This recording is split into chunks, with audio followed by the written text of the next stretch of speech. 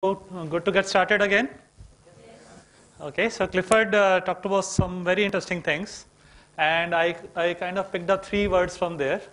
So first one was which scared me, that was consultant, because I being a consultant myself, and he said consultants preach. So I had some agenda in mind which kind of went haywire now. Okay, so I need to talk about some different things.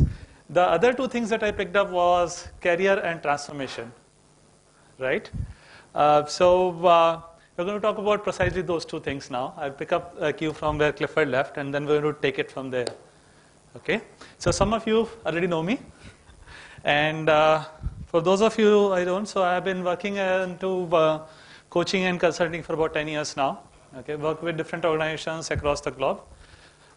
Certified Scrum Coach, and unfortunately the only one in India as of now. And Amdocs, obviously, you will see here. So this is one of the organizations that I've worked with. As I said, Clifford kind of put my agenda into disarray. So I had to think about things that I need to talk to you. So before I came here and before we get started, I just want to know a few things from you. How many of you are actually project managers or managing teams here? Almost everyone. Okay. And how many of you heard about this monster, this dragon called as Agile? Even better. Okay, that puts my things to an easy part. So with this advent of Agile, there come a lot of questions, right? My new role, because I am a manager, what do I do because I am talking about Agile? What about team empowerment? How do we do that? These new people, these Agile people keep on talking about team empowerment, team empowerment. What do we do? Okay. Now in this new world, what happens with this? The most important part, right? What happens with this now? Okay. And who has got the last question on that board? Somebody has got the last question? We are trying to solve your issues also. So as I said, because I have no agenda, so I need to start with a story.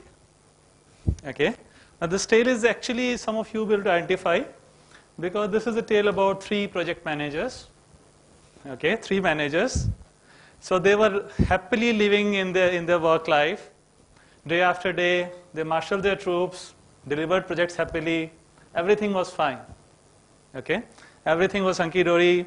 They used to get good salaries, went home happily, had a good night's sleep. And then, one fine day, tragedy struck. What happened? Something happened which changed their lives. The projects started failing. For no apparent reason. They had been doing this for years. Okay? And because the projects were not up to the mark either on quality or requirements or timing and so on, the customers were like, what are you doing? Okay? I need my delivery now. What have you done to my money? And their troops also started revolting. We cannot work so long hours. Okay? I need my own space. I need to be able to decide. Okay, we talked about empowerment, right? So they heard a word called as empowerment. So we need to be empowered. I am the king. Now there is trouble, right? There is trouble in the happy land. Customers are not happy. Projects are not working. And who are the troops I'm talking about really? The team members, right? They are not exactly happy. Yes, as Clifford said, money is definitely one part of it. But there are other things also that they needed. Right? So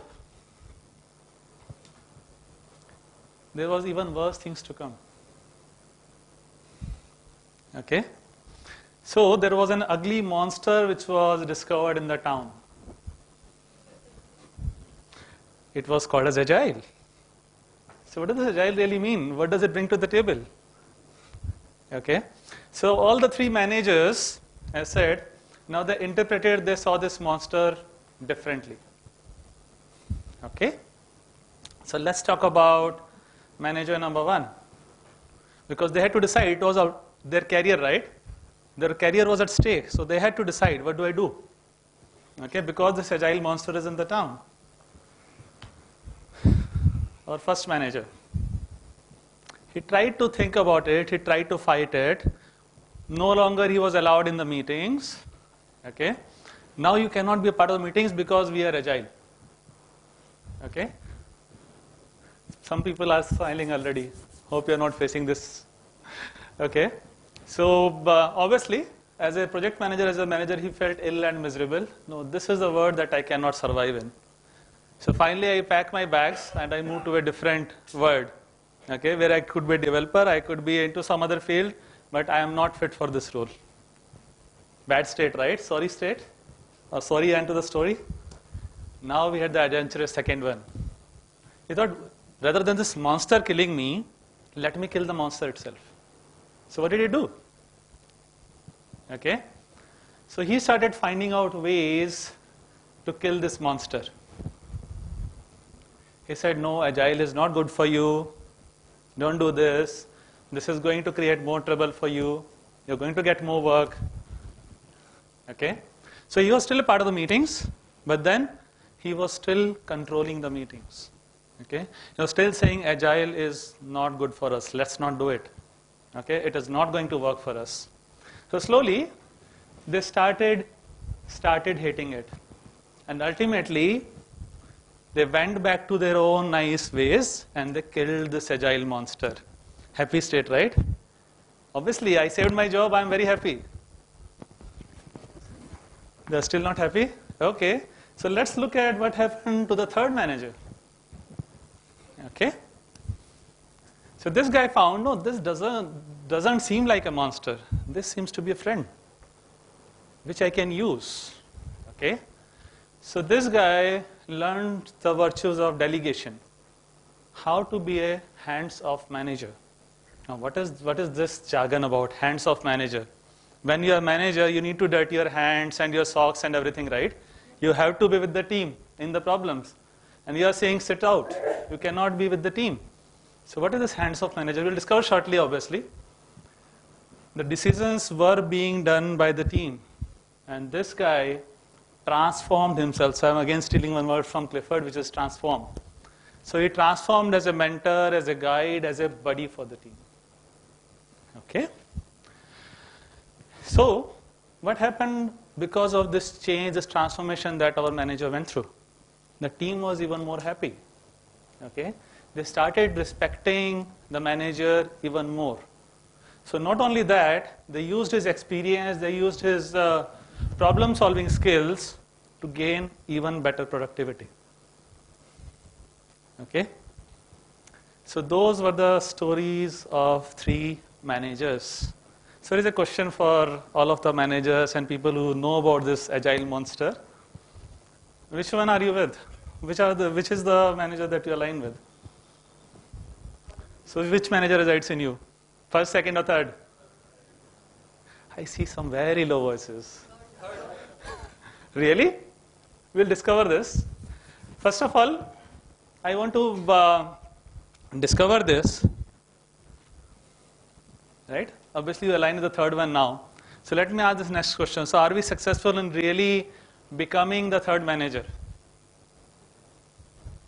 How many of you would claim, yes, I am successful being the third manager? Successful is a very vast term. Yes. Define being successful. Exactly. So this is what we are going to discover now. Okay.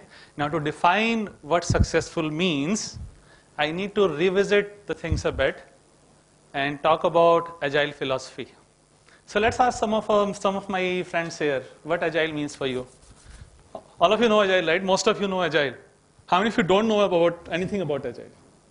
No one. Okay, 2. So you're going to be spared. You're going to be happy folks. Others are going to be quizzed. Okay.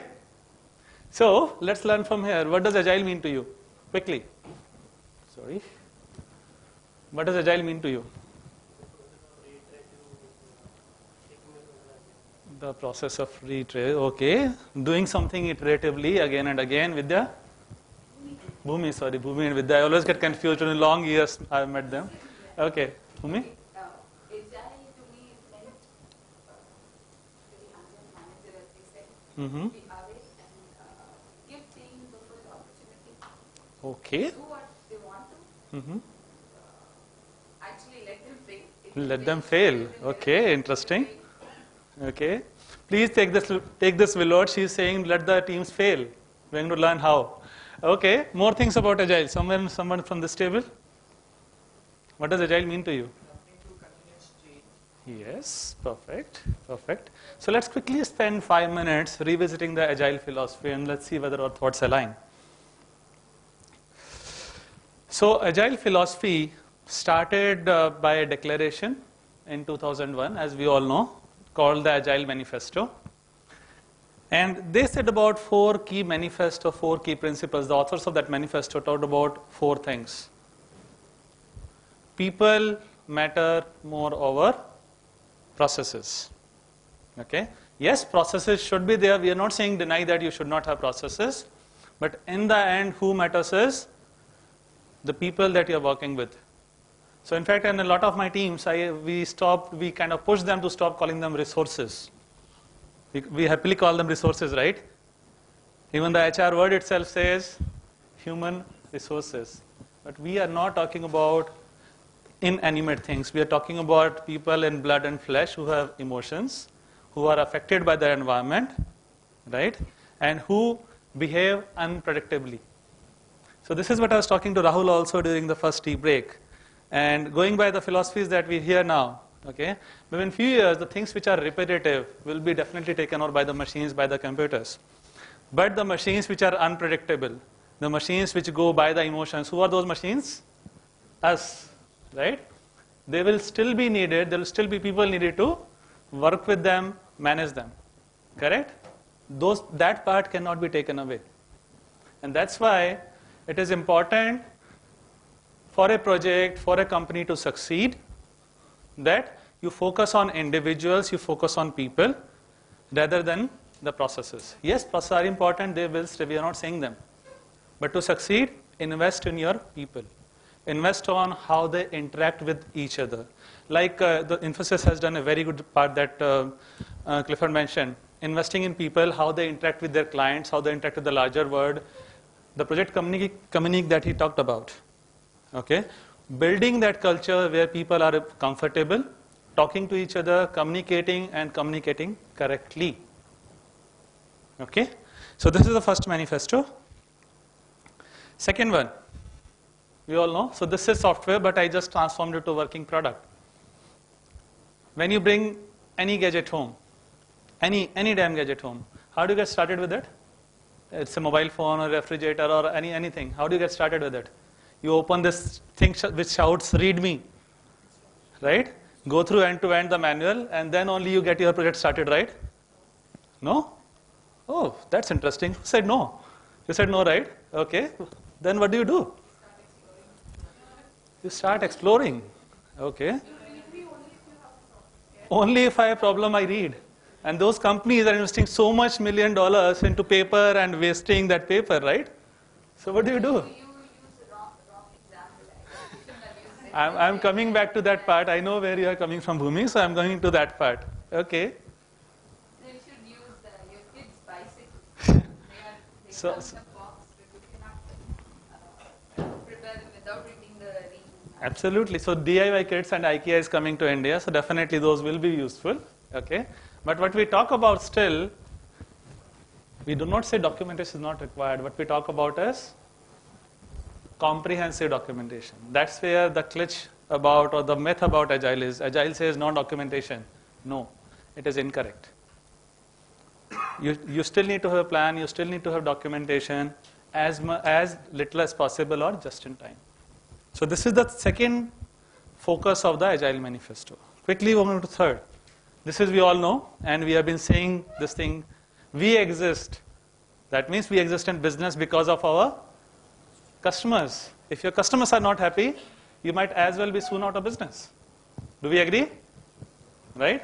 So instead of giving them contracts and okay, because you do this, I am doing this. Okay? It is important the customers see the value. You collaborate with the customers rather than fighting with them. Do we agree? And this does not apply only to IT. This applies everywhere. Okay? Whether it is manufacturing, whether it is BFSI, insurance, all the industries, it applies everywhere. Last one. Planning is important. Plans are useless. How many of you align with that? Planning is important. Plans are useless. Vidya, what are your thoughts on that? Planning is important. Plans are useless. And If that is true, why? Actually, planning is like on the people basis. Mhm. If I have a like big plan for 1 year or something like that, and then if it gets failed, then I will be in a big loss. But if I have like on the maybe the monthly basis or something like that, Mhm. then I can reevaluate and rethink on my planning. Correct. So your plan, of which a lot of our as managers invest a lot of time on, is only as good as till the next change comes in. As soon as your next change comes in, whether it's a requirement change or your customer has changed something, or your some of your people have gone away, or there is a hartal or a strike in the city, that means whatever plan you had, it is gone for a toss, because it was based on certain assumptions. Correct? Do we agree? So that means as soon as a change comes in, we need to get into a planning again. So it is a continuous process rather than a one-time thing. So, Because of the inherent nature of software engineering, unlike manufacturing or other products, because human beings are giving the specs, and they're not very clear, and we are not put it captured, so we're not implementing it. When we interact, why we are capturing the specs? So unless someone sees it, they're not very clear. They're not even clear. Customers are not clear what they want. exactly. That is a fundamental problem. Not the problem of the plan. The customers will not be very clear about the requirements. Again, human influence coming into picture, right? Because who makes these plans? Who interacts on these plans? Humans, right? People work on them. Yes, and obviously they discover something. There are eureka moments like Archimedes had so many years back, which will always be there. You see something, you discover something. But if you are freezing on something, okay, this is the way this is going to be. Let me ask you something interesting here, and probably these guys already know. If I tell you now that I need you here, back here again, Monday morning, 9 o'clock exactly. How many people to commit to that? 9 o'clock, neither before, neither after. I need you 9 o'clock exactly here. How many would commit to it? You can raise your hand. Come on, we have got all the good processes. You know how to estimate, you know how to work. So only one person is confident enough. Yes? Everybody will commit, but again, So that maybe part is coming now, right? Maybe. Okay? But what I said is, I need an absolute commitment. 9 o'clock, Monday morning, you would be here. Can't commit, right? But we happily commit to our customers, 31st December 2013, 3 p.m., you will get the CD of the product. Or the plant will be in operation on this and this date or this and this time. So we try to be saints. As managers, we try to be saints. Okay, we can predict the future. We know exactly this will happen. I have seen all the possibilities. My plan cannot fail. Do you see that? I see a lot of smiles, but no answers. Yes, so this is, and that's why I brought about this part of transformation. The field of management itself, or the project management itself, has undergone a sea change. Earlier, these things, or these things were not in consideration. You have to build a plan. And with your experience, with the knowledge you have, your plan needs to be foolproof, right? You will take all the risks, you will take all the assumptions into picture and then say, yes, this is what my team will be able to deliver. And then obviously then you are on to the team's life also. If something does not happen, not going haywire, somebody is not behaving correctly, somebody left in the middle, okay? No, you have to complete it because we have given a commitment. Did I give a commitment or you gave a commitment?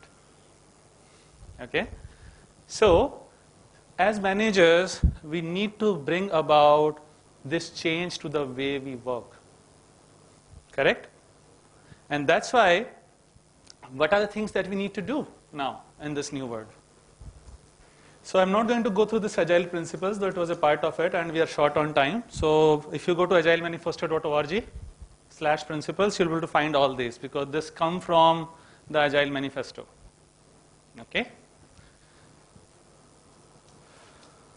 But there are some key values that this new age thinking is bringing now. What is the first and foremost? Right on the top. I don't know whether it is visible. Trust. And with trust comes collaboration. And when these two combine comes accountability. Accountability not only from the project manager, right? If something fails, the gun is put to the manager's head. No. The accountability is to the whole team. Correct? And with that, they need to bring about a goal-driven approach and not only develop the organization but develop themselves also. And who will facilitate this? As Clifford said earlier, the employees that we hire, are they all tuned into, well-groomed into this when they get started? No. That means somebody who has experience in this, they need to be grooming them. We do it also, right? But we right now groom them about how to do software, how to write .NET code, how to write Java code, how to fix up a particular machine part. Do we groom them about how to follow your goals? If you are falling behind, how to collaborate, how to communicate correctly? Yes, some companies which are very good, they have this as a part of this thing. But raising the flag at the right time, not hiding under the carpet till the last day comes, okay, now discovering something new. No. Okay?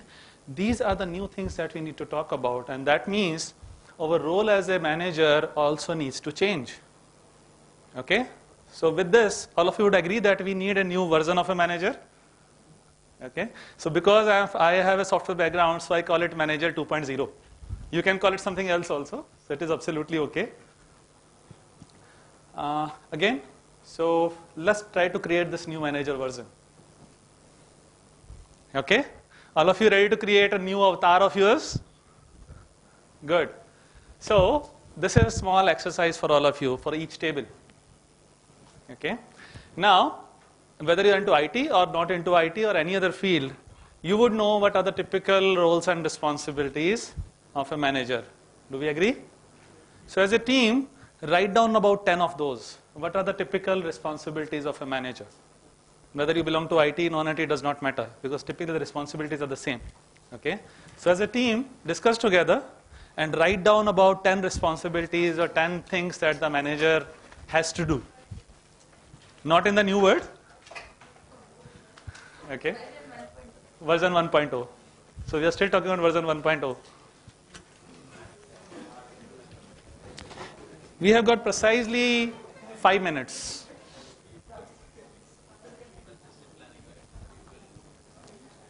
Sometimes these are more the earlier managers, scheduling, planning, scheduling, planning. Now it is all delegated, right? They will schedule. Yeah, we will patient with that. This is a debate. I still have to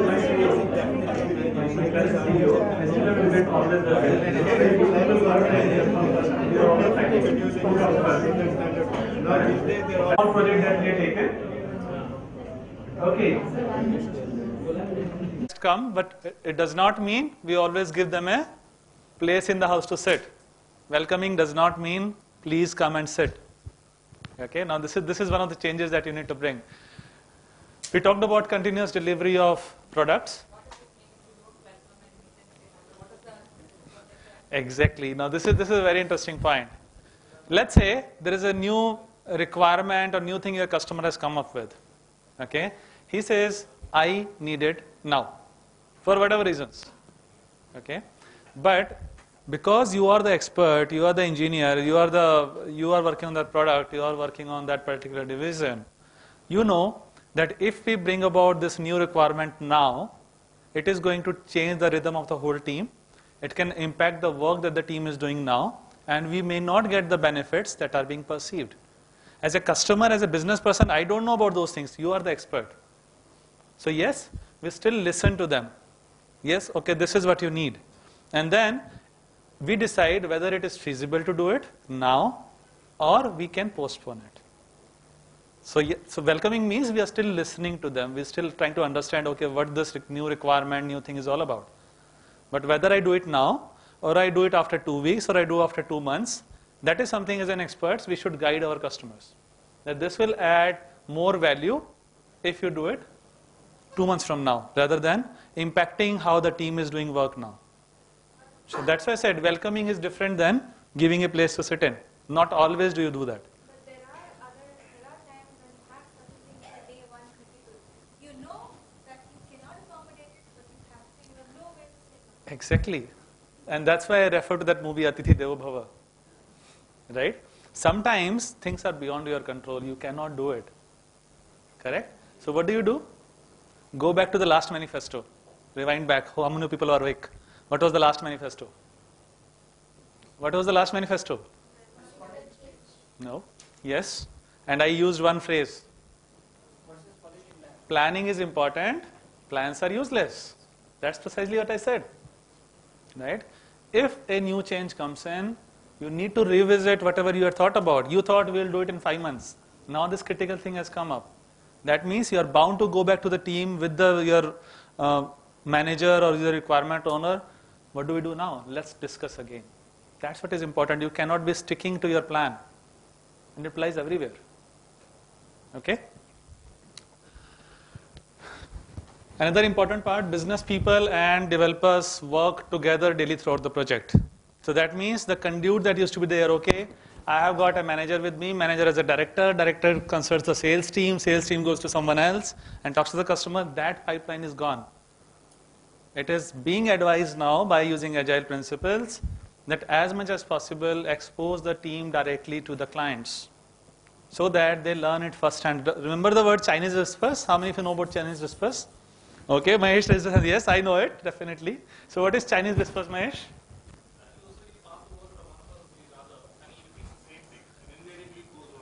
Absolutely. So the more the levels of layers of communication in between, the more probability it is that the understanding of the team will go wrong. Okay? So as much as possible, remove those layers and put the customer directly in touch with the team. I said as much as possible.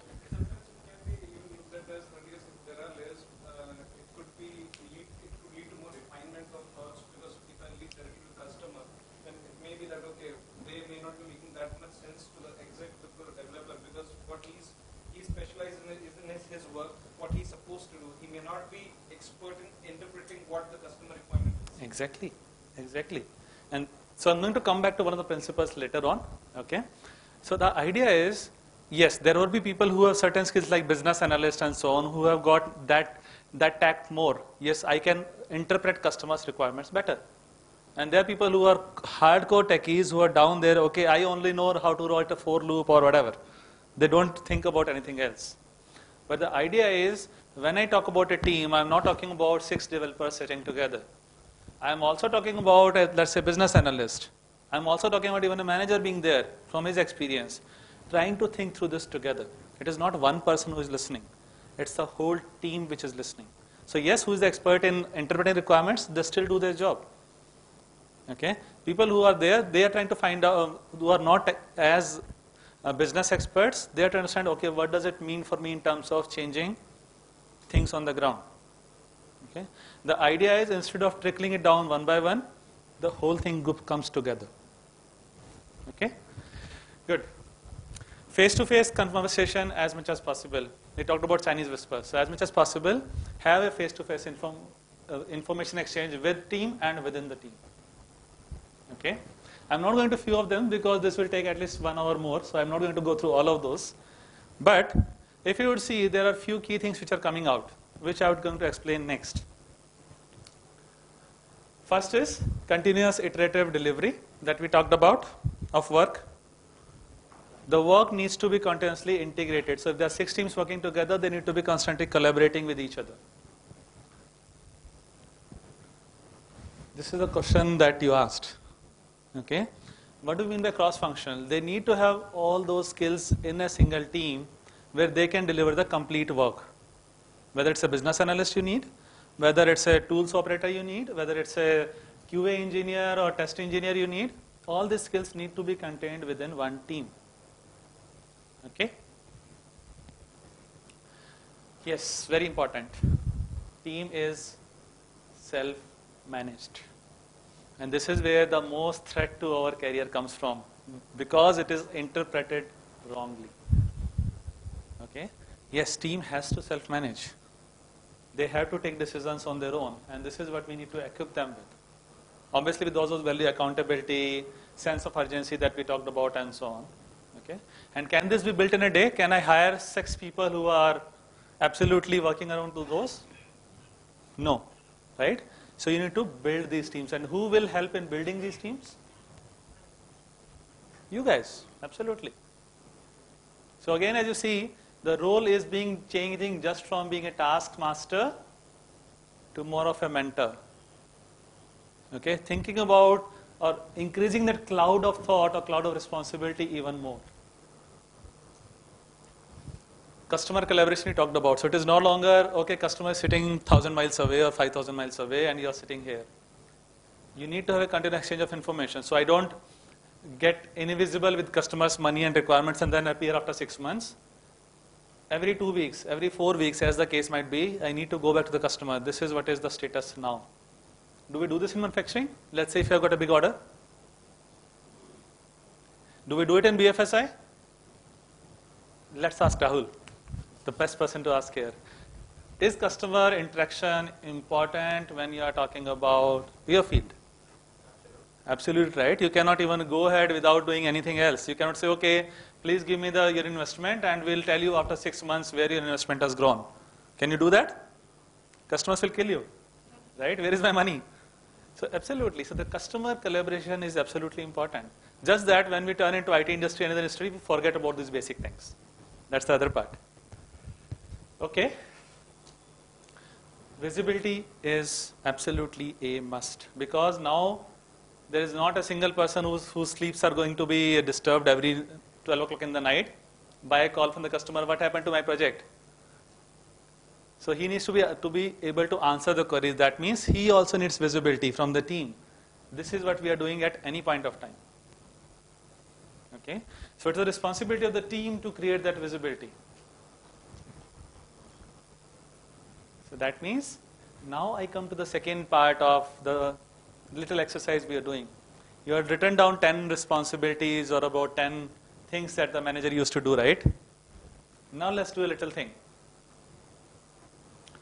From the list that you have got, now you need to start crossing off a few things, which the manager is not expected to do now. What are those things? We talked about agile principles. I just give you a quick recap of agile philosophy. So anything that you saw on the board which conflicts with what you have written, let's cross that out.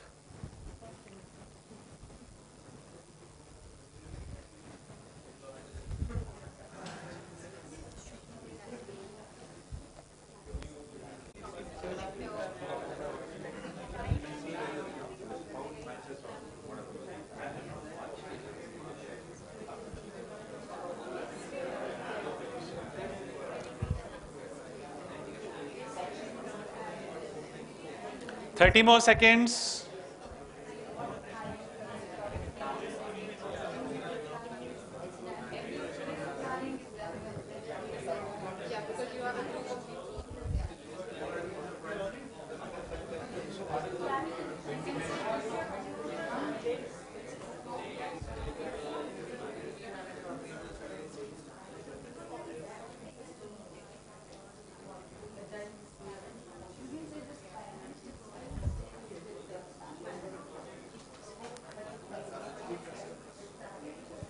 Okay, let's go to the next step. I hope this is done. And you can take your own time later on also. Some things which are unnecessary because either it is done by the team or someone else. So no longer the manager needs to do that. Okay, you can also cross out those items from your list. And don't tell me nothing is left here. Okay, so have you done this already? Okay, good. The last one. There is a certain responsibility if it is done by the manager anymore, it would undermine the team's self-organization and management. So look through your list again.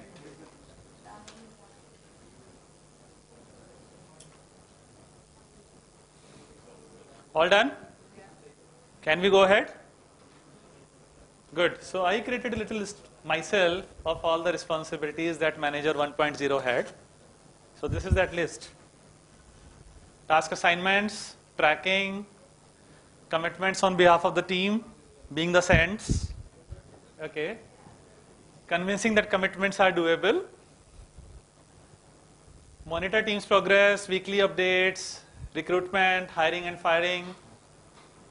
surfacing issues, appraisals, being the technology mentor for the team, and so on. So let me now start cutting out. Who will do the task assignment now? Oops. The team is self-managed, so they will do it on their own.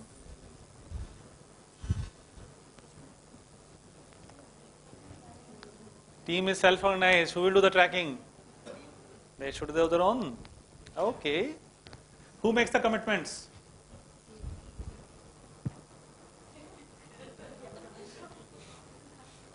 Okay. Because they are self-organized and self-managed, it is expected from them to be able to realign, to be able to see, yes, this is not working, we need to do something else. They should be able to get up to that level. Okay, I see all smiles now starting coming up. More things getting cut. Who is feeling scared? The whole list will cut off again. Don't worry, don't worry. The lunch doesn't get delivered. Okay, but there are things still left now, so I've stopped my crossing now. So what remains? Hiring and firing, it still remains with you. Appraisals still remain with the manager. Planning the trainings, it still remains with the manager. Okay. Planning and overseeing the budgets, how to hire, what is the budget for what we can hire and so on, it still remains with the managers. It does not go away. But yes, providing advice, being the mentor to the team, okay, being the coach to the team, that still remains. That will never go away. Because of the experience that you carry, because of the work that you have done in the past, it still remains with the manager. Okay? So all in all, let's try to summarize. Yes, please. I believe whatever we have done is still a shared responsibility. Right? You cannot put the manager aside. It's still Yes, and that's what when Bhumi was talking on the hands of manager bit. Yes, it is initially it is very difficult. Okay, because you feel as much responsible, right? Because what will happen if the team is not able to do it? Correct? Whether a gun will be put to my head because you were the manager, you were not able to do it, or how do we fix the responsibility? How do I get the things done? And that's why I talked about one principle, which was visibility. Absolutely, and yes, and trust will come when there is visibility, because I cannot get 3% because of the work you are doing. So the team has not created visibility. As a manager, you will never get the trust on the team. Yes, they can do a good job of it. Correct? So raising the visibility at the right time, working with a sense of urgency, showing that accountability, this is something which the team has to bring on. Now, does that happen in a night or through a training, classroom training for 2 days, 3 days, 1 week? No. This takes time to build up. Yes, till that time, the team has been able to come to that level. Your role still stays. Where the intervention is required, you may need to intervene. We are not denying that. Now, a lot of agile texts, including Scrum, are silent about this. Who does this? Who does this typically? You have a contact point already defined. Scrum defines one contact point, which is Scrum Master. He takes over some of that responsibility from you. But when it comes to purely hiring and firing, when it comes to budget decisions and so on, somebody still has to take a decision. In this transformation phase, managers like this not to let up. When did I say? I showed you 3 scenarios, right? No, because what I understand what you said. If project phase something goes wrong, our managers or maybe senior management don't go and talk to the team. Exactly. Tell them it's managers always. Exactly. So you need to manage your managers also. This team should come together. It should come from upper management as well. So there was one. The manager. Absolutely. So there was one principle which was mentioned in the Agile Manifesto. Okay. Developers, customers, and business leaders work together. Now, I typically give the analogy of a train engine. Okay. How many parts it has? Anybody knows? Somebody, I mentioned it somewhere in some other conference also. Just about 1 million. And if one nut and bolt says, today I'm on strike, like Medha Patkar, I'm on hunger strike, I don't want to work today.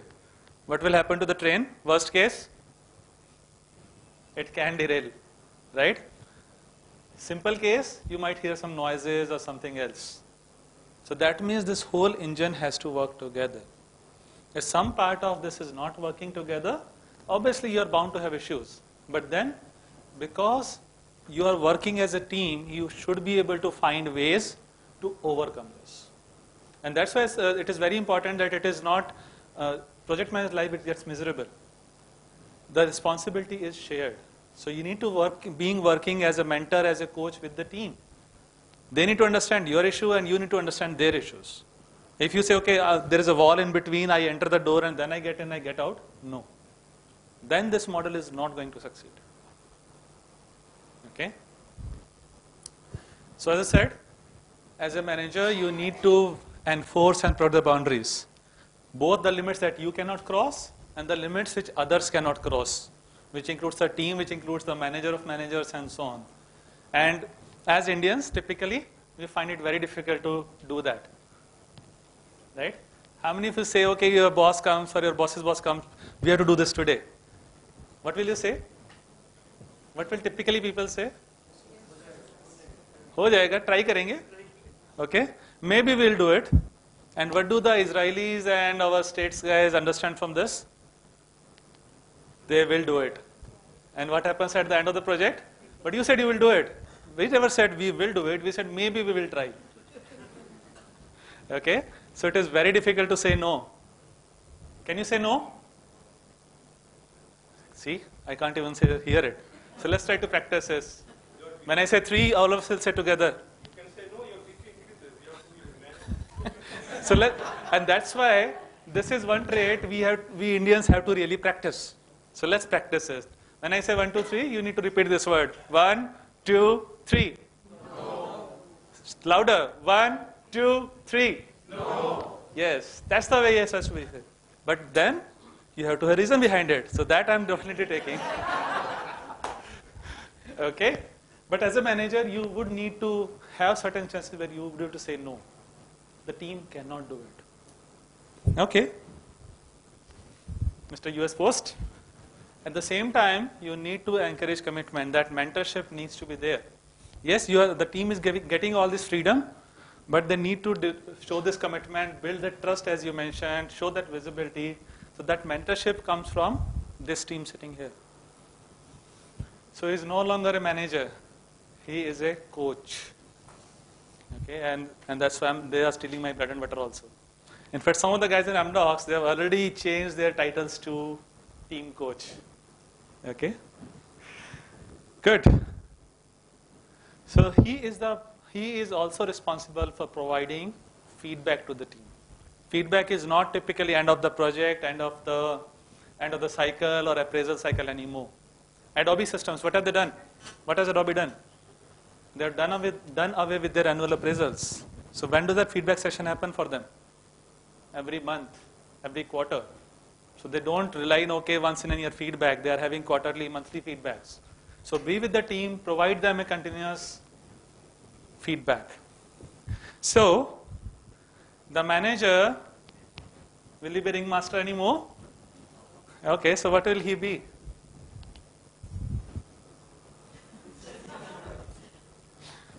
Will he be this also? No. So you need to be something else. What is that? Which you just now discovered. Manager 2.0. Okay. Now, with this, my part of speaking is finished. But before we go back to lunch, I want you to do one last exercise. Did you learn something from what I just presented? Something different than what you have been doing? Okay. So do you think it could be useful in your work life? I see a lot of yes. Okay, so I want you to write down those 2 things that you think you can change, maybe starting Monday morning when you get to office. 2 things that you want to take home from here, and yes, this is how I will change myself or the way I work with my team. So write down those 2 things for you.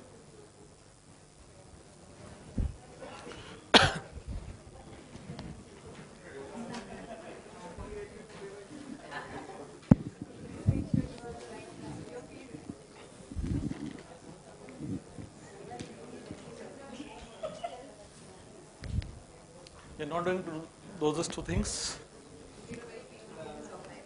Perfect. Okay, two things you're going to do differently.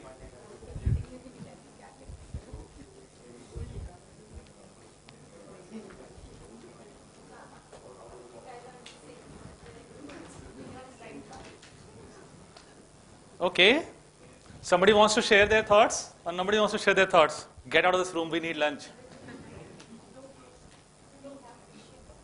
Yes, please. We are going to come back to questions, so please be a little patient. Guys, let's be silent, please. You can still keep writing your thoughts. Yes, Mahesh. Periodic feedback, as a process in our organization, obviously we have this half-yearly appraisal and that is there, but maybe one thought which is there is maybe institute something like a monthly session with my critical performers so that some kind of realignment can happen. Could be, possibly. Could be a good idea. Okay. More things anybody wants to share? Before I come back to questions. Yes, please.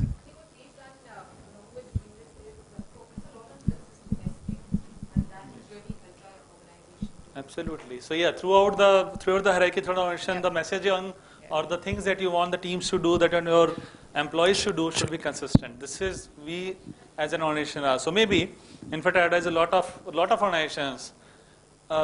They have a mission and vision hidden somewhere in some document, some website, somewhere. Printing them, putting them in big and bold in the team area. Okay, it constantly realigns that vision. Okay, because they know this is the goal that we are working for. I remember I was working at TCS, and so they had a mission of being top 10 by 2010, something like that. That was the mission that TCS had. Right. Okay, so maybe it has changed now, but that. Any office you go, any team area you go, even in the staircases, they used to shout it. Okay? So whatever you are doing, you need to be aligned to that particular thinking. That means how do I increase my customer base, improve the quality, and so on and so forth. So it had so many interpretations. Okay? So make those vision statements, mission statements shout for you. Very important. Okay? More things? Last one, and then we'll go to the question answers and then close. Mainly listening, what we discuss, listening and explaining the risk if any new requirement comes and what could be the impact on the team and also on the project delivery from the quality perspective and all. And secondly, I learned to say no. Okay. Good. If it justified no. If Justified, it all, yes. that is, Because if it is not justified, then you start losing that trust also, because that is very important. Okay, so yes, we'll go back to questions. Any questions that you would have? Yes, there is a big hand coming out here. Just touching on the saying no bit. I just want to find out how do we deal with, because the problem that we have experienced is not so much saying no to the client, it's saying no to the management, the Indian, mentality, where everyone carries. Hearing no is not henceforth we can't say no, right? So what challenge that we face is when we say no, even if it is justified, because the other person who is not wanting to hear no, it becomes a challenge. Okay. And it's kind of, so how do we deal with that? Okay, so let me give an example, and there could be, because situations are different with different team and different people, but I'm trying to just give you a small generation which I could derive from this. Typically, as management, because I am unfortunately part of an executive management also, we live on numbers. Okay, ultimately it is about business profitability and customer satisfaction, the debate that always goes on, people versus customers. Okay, so we need customer satisfaction, we need business feasibility, business viability, and so on. So, whenever you have to say no for some reason, okay, if you are able to relate it to the business goals or the business way of doing it directly, you get a better buy-in, typically. Typically, we say no because we don't have technology to do that, or we don't have time to do that, and so on. Those things cut ice very less. But yes, if I do this now, if we don't complete it, the quality might be different, and this is how it will affect our customer satisfaction or NPS score and those kind of things. That makes an impact. That also means, as a team member, as a manager, you need not be aware of only your team's things, but at a broader level, what are the company's initiatives? Where are we profitable? Why are we profitable? What are the key business focuses that we have got? Those kind of things you need to be constantly aware of. And most teams actually fail to convince their managements because of this precise reason, because they are seeing it from the top down. These are the numbers we need to produce. These are the people we have. How do we do it? So they have certain plan in mind. The other part is, we try to do it like communication mostly happens through mails or through one of these things. The part that we mentioned of face-to-face communication, we want to talk to you, can we call a meeting? Yes, if it is remote, then it is even more difficult. But being face-to-face helps you communicate better. If you try to do the same thing over a mail, writing down presentations and documents on, again, it fails to cut the ties. But again, it will depend on individual how your approach is, but these tips can help. Okay, more questions? Yeah, you talked about self-managed team and agile methodology. It is successful, obviously. I'm not a practitioner, I'm in support. But in modern management these days, the word of micromanagement is not a no word.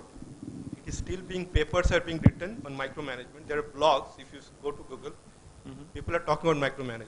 So this world, in modern management these days, micromanagement still exists, and it is successfully practiced in organizations where there are Scrum and Agile all practiced together.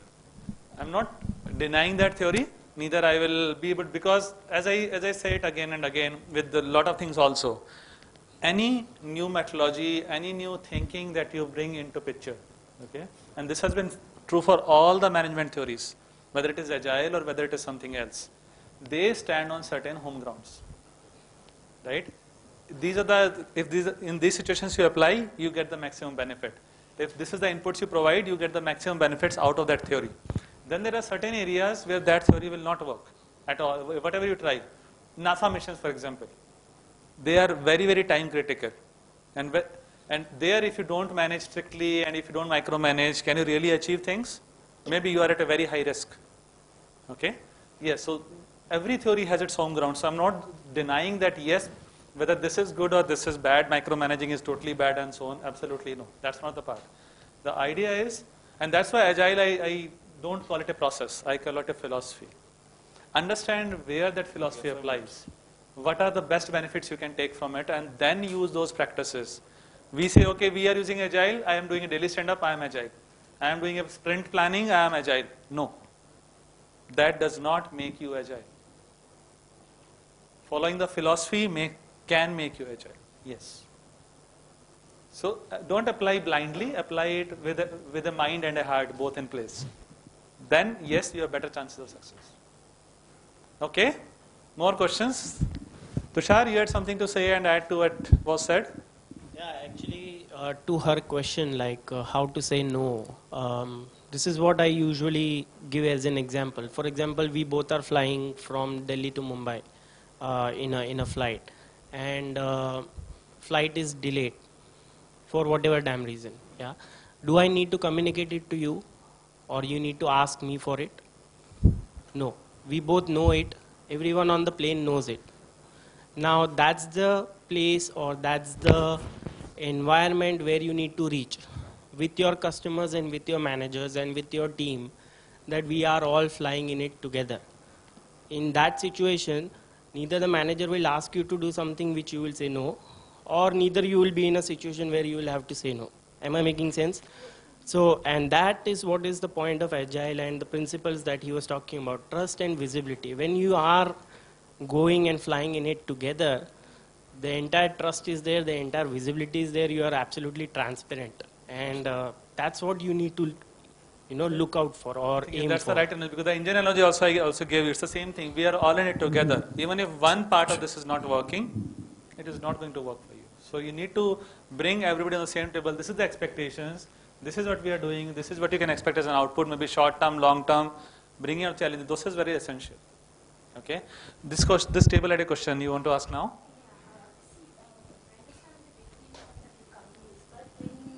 Current industry where we fight for, deals as a startup or a small company. Will this be applicable in this similar fashion? Because day and day you fight for the deal. Yes, absolutely. And incidentally, when Ken Schwaber wrote Scrum, okay, the first thing that he said was, this is meant for small teams sitting together. Precisely the environment that you find in a startup. So there, as I said, it is not only responsibility of the founder of that startup to succeed. It becomes responsibility of the whole team, because their survival itself is dependent on whether the company is profitable, whether you are getting business. And how do we, and that's why it is very important for them to be exposed also, that these are our competitors, this is how the market scenario is, and this is what we're going to do. In fact, very recently, again, my organization, which I work with, it is not a very big organization in India, we have 100 people. Okay? But even with that 100 people, like last week we did what you call as a kickoff, where each and every employee was there, and we told them, okay, this is how the profitability is going to be, these are the customers, these are our plans for this thing, not only at a very high level, but this unit will get this much amount of business. For example, my unit, consulting unit, has this much revenue targets. So everybody at that point is aware, this is where we are, this is what we need to do to be able to get there. All things align in place apart from the deadline. Because in a small list, normally what happens is how you win the deal is by giving a value actually customer, saying, I can deliver you in this many hours, days or months, compared to the other who will take more. Correct. So customer, whoever is interested in that extra 2 needs it, that's how normally small companies win the deal. So the time constraint to self-managed teams, there is a conflict. Again, as I say it again, okay, there is nothing in the philosophy which says time constraints. What it says is individuals and interactions, correct? If the team says yes, we know there is a time constraint. They are well aware of this constraint, okay, and they know our business depends on that. Do you think anybody will refuse? No, they will not. But what we do typically as managers, we hide this part from them. We tell them, okay, you have to work extra hours on Saturday, Sunday because I am saying so. But if you do this part, that we are doing this because this was done, even the sales commitments are done consulting with the team to some extent, then you can break this barrier. Otherwise, if you are saying this, what will happen if this is not conveyed to the team? They will get frustrated, there's a burnout scenario, and ultimately maybe your best performers might quit. Where is the loss? Ultimately, the team is still at a loss. Right? So removing those barriers, creating the visibility is still important in this case also. So we have like accomplishment of one complete set of environment, say if you say agile philosophy also, may not be foolproof true in every scenario. Maybe at some point in time it is required, but what I mean to say is like in the same environment it could be a micromanagement is important because the requirement, the set of situation or circumstances it could be that works, because ultimately when business works, it has to be business profitability, which is the key and which is the objective. And because since you say agile principle works on the home grounds, yes, unless and until those home grounds are there, this philosophy can't be touched, and any other philosophy, because even the micromanagement will have some home grounds. Exactly, and that's why I have a very strong belief, and that's the precise reason I came into this world itself. I strongly believe agile philosophy works everywhere. Agile practices, and I'm changing from principle to practices, you might need to apply selectively. Self-managed is a practice, it is not a philosophy. Okay? Being time constrained, those iterations is a practice, not a philosophy. What are the philosophies? Focus on people. If people are working together, whatever process you are using, you can still be agile. If you focus on customer, whatever contracts you are writing, you are still agile. If you are able to change your plans accordingly, as the customer changes, the needs changes, you are still agile. You might be using a waterfall practice, you might be using a lean practice, you might be using Scrum practice or anything else. You can still be agile. Okay? Now, without taking much time between you and the lunch now, there are more questions will be in the lunch. If you have more, there are more things that I have written on my blogs, and there is a devilish cousin of mine also who also writes. So if you want to read about his thoughts also, there are 2 websites that you can refer to. And my employer Zibia, we have been practicing agile for last 8 years as a company. So that remains at heart. So we have some great technical as well as management blogs on agile. you want to read more about that, and those are my contact details.